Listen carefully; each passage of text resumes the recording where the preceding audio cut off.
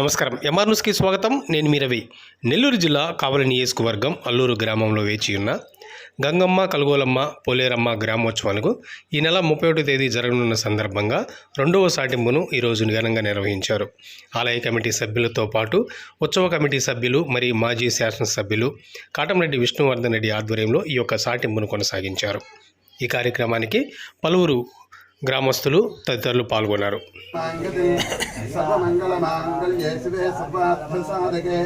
శరణ్యేత్రయంబకే దేవి నారాయణి నమోస్తుతే. మహాకాళీ మహాలక్ష్మీ మహాసరస్వతి రాజరాజేశ్వరి శ్రీ పోలేరమ్మ దేవతాభ్యో నమః. పాదారవిందయోః దివ్య సువర్ణమంత్రపుష్పం సమర్పయామి.